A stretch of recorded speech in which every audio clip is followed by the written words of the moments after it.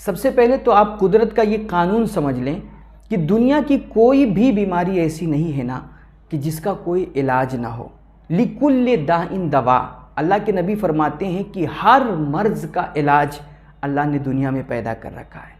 बल्कि कहते हैं कि अल्लाह बीमारी बाद में पैदा करता है, उसका इलाज दुनिया में पहले मुहैया फरमा देता है।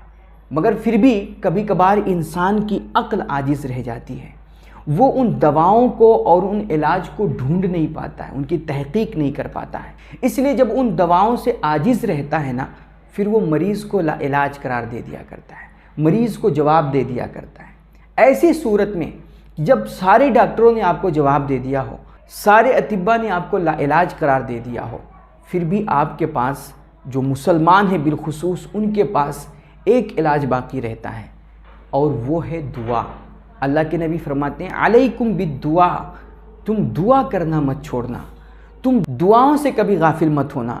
क्योंकि फरमाते हैं कि आसमान से बलाएं उतरती हैं और बीमारियां उतरती हैं, फिर इंसान दुआ करता है, उसके मुंह से निकलने वाली दुआ आसमान की तरफ बुलंद होती है और जा कर के उन बलाओं से, उन वबाओं से और उन बीमारियों से वो गुत्थिम गुत्था हो जाती है।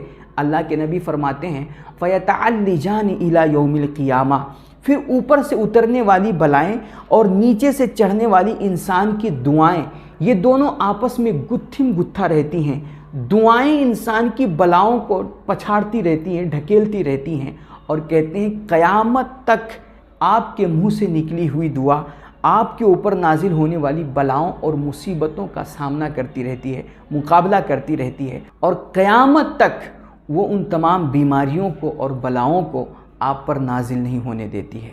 इसलिए मेरे भाई दुआओं से कभी गाफिल मत होना। अद्दुआउ यनफ़उ मिम्मा नज़ल व मिम्मा लम यंजिल, अल्लाह के नबी फरमाते हैं दुआएं हर हाल में फ़ायदा पहुंचाती हैं, दुआएं हर हाल में नफ़ा पहुंचाती हैं इंसान को।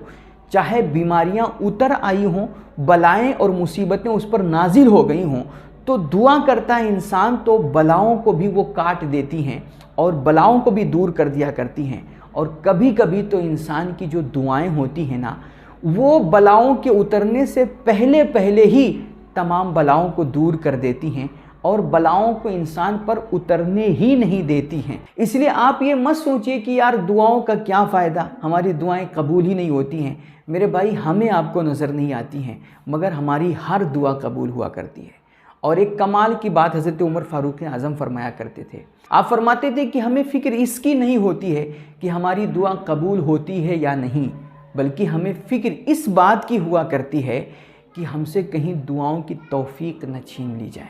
मेरे भाई, अल्लाह दुआओं की तौफीक देता ही उस बंदे को है ना जिसकी दुआएं वो कबूल करना चाह रहा होता है। इसलिए दुआओं की तौफीक मांगते रहना और हमेशा अपने अल्लाह से दुआएं ज़रूर करते रहना। ये कभी मत सोचना कि हमारी दुआएं कबूल नहीं होती हैं। दुआ हर सूरत में इंसान को फ़ायदा पहुंचाती है, नफ़ा पहुंचाती है। इसलिए अलैकुम बिद्दुआ, दुआ को हमेशा लाजिम पकड़े रहना।